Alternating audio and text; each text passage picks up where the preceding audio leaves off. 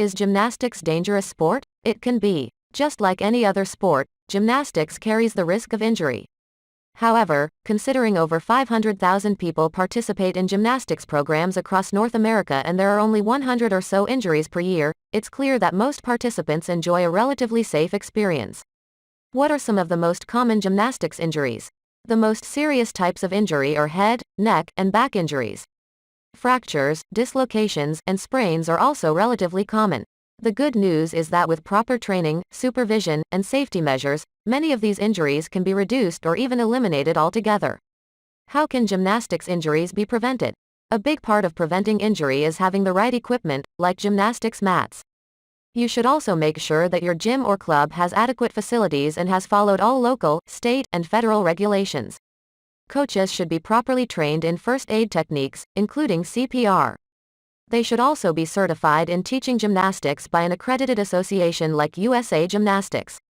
Finally, athletes must learn proper techniques to minimize their risk of injury. Knowing how to fall will reduce the chance of serious head or neck injuries if they do happen to slip or lose their balance while performing a routine.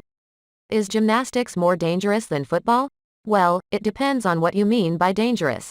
If we take the number of career-ending injuries per 100,000 hours of exposure, I'm using football instead of rugby because rugby has a much lower incidence and higher injury severity rate, then it's more taxing on the body than gymnastics. Gymnastics equals 1.82, football equals 2.62. When we look at the rate of potentially career-ending injuries, it blows away any other sport. Gymnastics equals 0.52, lacrosse equals 1.48, football equals 5.62. However, not all sports are this dangerous for everyone. Some people get a lot more exposure to injury than others. One study found that certain positions in football are much more likely to get injured than others. Specifically, players at the skill positions, receivers, running backs and quarterbacks, defensive backs, linebackers, and tight ends are high-exposure positions that have a high likelihood of injury. This is why I believe some people say that gymnastics is more dangerous than football, while others say that football is more dangerous. However, despite the fact that these positions are high-exposure ones, it's still pretty safe overall. Even though you're at risk of injury in every game you play, your chance of getting seriously injured is relatively low. Injury rates are expressed as injuries per 100 player years or 1/100th players per year. Is gymnastics more dangerous than cheerleading? Cheerleading vs gymnastics. Which is more dangerous?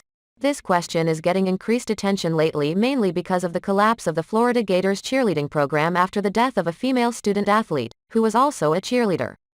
A simple comparison of the statistics for cheerleading and gymnastics easily shows that cheerleading is, by far, more dangerous than gymnastics.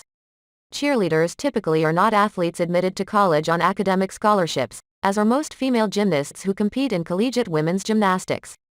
Cheerleaders are primarily selected by the cheerleading coaches for their appearance, ability to follow direction, especially in front of large audiences where they must smile and look pretty while doing stupid things which defy gravity or common sense. They are not required to maintain a minimum grade point average, nor do they have any academic responsibilities that would interfere with cheerleading.